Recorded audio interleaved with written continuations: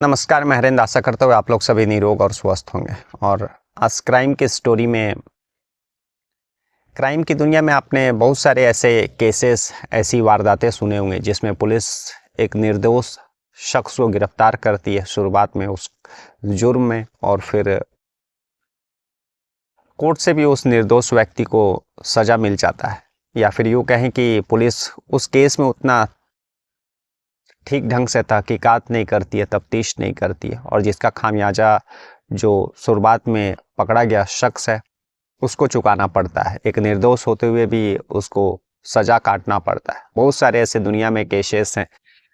समय समय पर बाहर आए हैं, जिसमें एक निर्दोष शख्स जो है वर्षों तक सलाखों के पीछे रहता है, लेकिन और जब सच्चाई बाहर आती है और जब कोर्ट को यह रियलाइज़ होता है कि नहीं, जो शख्स गिरफ्तार हुआ था, जिसने जो शख्स सजा काट चुका है, वह पूरी तरह से निर्दोष है और असल में जो गुनाहगार है कोई और है। ऐसे बहुत सारे समय समय पर केसेस आए हैं जो कोर्ट की गलती के कारण, पुलिस की गलती के कारण, पुलिस के ठीक से तफ्तीश नहीं करने के कारण वर्षों वर्षों तक जो है जेल में अपना पूरी जवानी बिता दी है। आज की कहानी भी एक ऐसे ही बाप की है जो अपने बेटी के द्वारा लगाए गए इल्ज़ाम का सजा भुगतता है, और किस तरह से कोर्ट फिर अपने गलती का उसको एहसास होता है। दरअसल ये कहानी जो है दिल्ली में कैंट एरिया है, और उसी कैंट पुलिस स्टेशन में 13 जनवरी 1996 को एक 16 साल की लड़की कंप्लेन करने जाती है। और जब वह थाना पहुंचती है और कंप्लेन करती है कि उसका जो पिता है, उसके जो पिताजी है, उन्होंने उसके साथ रेप किया है, और जब पुलिस यह सुनती है तो तुरंत जो है कंप्लेन लेती है और केस रजिस्टर करती है। केस रजिस्टर करने का बाद तफ्तीश शुरू करती है, और फिर सीधे उसके पिता को गिरफ्तार करके, जिसका नाम रहता है कपिल कुमार बैरी, जो कि सेना से रिटायर्ड थे और सेना में इलेक्ट्रीशियन के पोस्ट पर, अच्छे पोस्ट पर थे। लेकिन उनकी 16 साल की जो बेटी रहती है, सबसे छोटी बेटी, वह जो है अपने पिता पर रेप का इल्ज़ाम लगाती है, और पुलिस वाले भी उसके कंप्लेन को लिखने के बाद जो है सीधे उसके पिता कपिल कुमार बैरी को गिरफ्तार करके जेल भेज देते हैं। और जैसा कि उनकी जो बेटी रहती है, वह पुलिस को जो बयान दी थी कि 1991 से ये सिलसिला चालू था, और एक दफ़ा मतलब जिस दिन वह पुलिस में कंप्लेन की तो उससे कुछ महीने पहले उसकी माँ अपने किसी रिश्तेदार के घर गई थी, और उसके घर में उसके एक बड़ी बहन और एक बड़ा भाई एक साथ सो रहे थे। लेकिन तभी उसके पिता जो है उस कंप्लेन करने वाली बेटी को उठाते और फिर दूसरे कमरे में लेकर के जाते और फिर उसके साथ रेप करते हैं। और यही पुलिस को वह अपने बयान में बताती है, और वह 3 महीने से प्रेग्नेंट भी रहती है। पुलिस तुरंत FIR लिखने के बाद जो उसके पिता को गिरफ्तार करके जेल भेज देती है, क्योंकि और कुछ आगे इन्वेस्टिगेशन करने का पुलिस को रहता नहीं है। क्योंकि पुलिस के जगह आप भी या फिर मैं भी उस जगह पर रहेंगे तो यही सोचेंगे कि आखिर एक बेटी खुद अपने बाप पर इल्ज़ाम लगा रही है रेप का, तो इससे बड़ा और क्या इन्वेस्टिगेशन करना और फिर और क्या सबूत ढूंढना। और वो खुद बता रही है कि जो 3 महीने का प्रेग्नेंट है, उसके पिता के द्वारा ही उसको प्रेग्नेंट किया गया है। तो पुलिस इस केस में कुछ तफ्तीश करने जैसा उसको लगता ही नहीं है, या फिर जो हम लोग का सोच होता है। क्योंकि कोई भी बेटी अगर किसी के पास भी जा कर के बात बोलेगी तो वह फिर इस तरह के केस में कुछ इन्वेस्टिगेशन या फिर सबूत का वह सुनेगा ही नहीं। तुरंत FIR लिखने के बाद वह जो गिरफ्तार करने का, जेल भेजने का जो कार्य होता है वही काम करेगा। पुलिस भी वही करती है। और उसके बाद पिता को जेल भेजने के बाद सुनवाई चार्जशीट कोर्ट में दाखिल करती है, और फिर जो है सुनवाई चलता है। और इस सुनवाई के दौरान कई बार जो कपिल कुमार बैरी रहते हैं, वह पुलिस को कोर्ट में यह बात बोलते हैं कि वह निर्दोष है, उनकी बेटी जो है झूठ बोल रही है। दरअसल 13 जनवरी 1996 को जो उनकी बेटी ने कैंट थाना में जो अपने पिता के खिलाफ, कपिल कुमार बैरी के खिलाफ जो है रेप का कंप्लेन किया था, उसके लगभग 26 दिन पहले या फिर 1 महीना करीब पहले वह उसके पिता, उसी को कपिल कुमार बैरी, खुद उस थाने में उस लड़की का गुमशुदगी का रिपोर्ट दर्ज कराए थे। और बाद में फिर वह घर वापस आई थी तो पता चला था कि जो पास का ही उसी पड़ोस में रहने वाला एक लड़का, जिसके साथ वह भाग गई थी, और फिर कुछ समय बिताने के बाद जो है घर आ गई थी। और फिर 1 महीने के बाद जो उसी थाने में जा कर के वह बेटी अपने पिता के खिलाफ रेप का कंप्लेन दर्ज कराती है। यह सारा चीज़ कोर्ट में भी कपिल कुमार बैरी समय समय पर बताते रहे। उन्होंने यहाँ तक कहा कि अगर किया और उसके पेट में जो 3 महीने का बच्चा है तो आप डीएनए टेस्ट करवा लीजिए, इससे दूध का दूध पानी का पानी हो जाएगा कि उसके पेट में जो बच्चा है उससे पता चल जाएगा कि रेप किसने किया और फिर उस बच्चे का जो है असली बाप कौन है। लेकिन ना कोर्ट ने कपिल कुमार बैरी का उस रिक्वेस्ट पर अमल किया और ना ही इस केस में पुलिस ने कोई ख़ास तफ्तीश किया।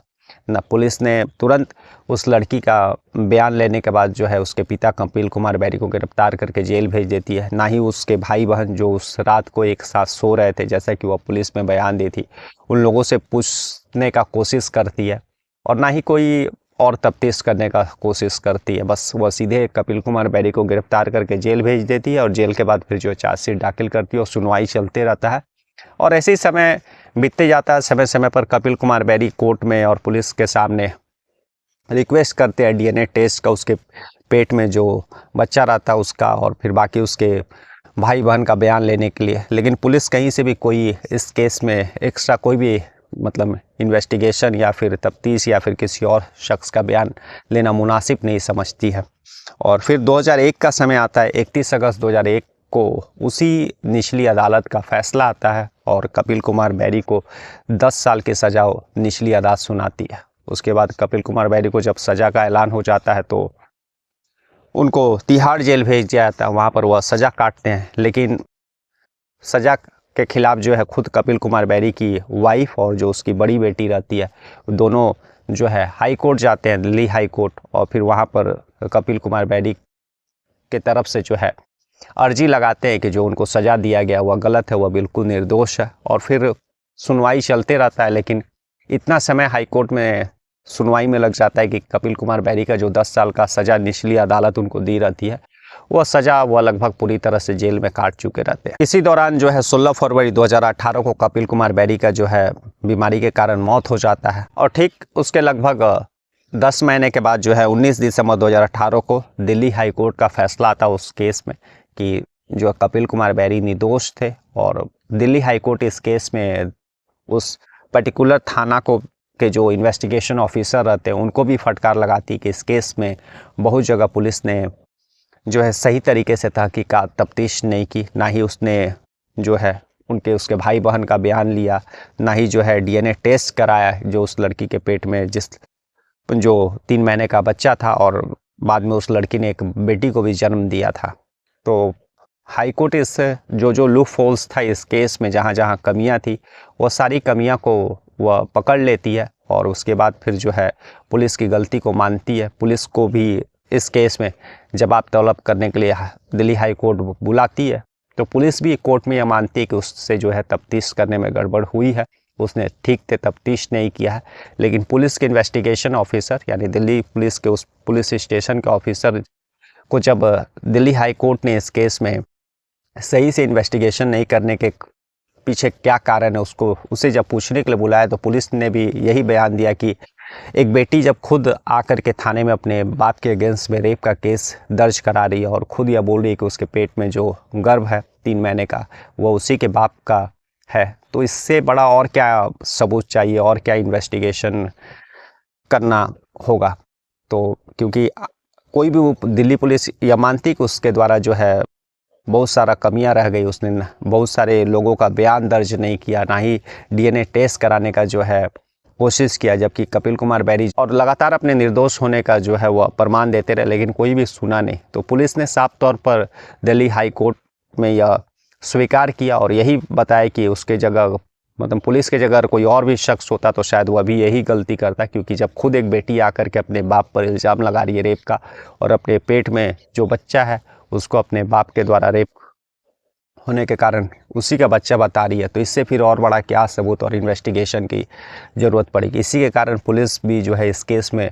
शुरुआत से कपिल कुमार बैरी को ही पूरी तरह से दोषी मान के चल रही थी। लेकिन जब बाद में यह मामला हाई कोर्ट में पहुंचता है तो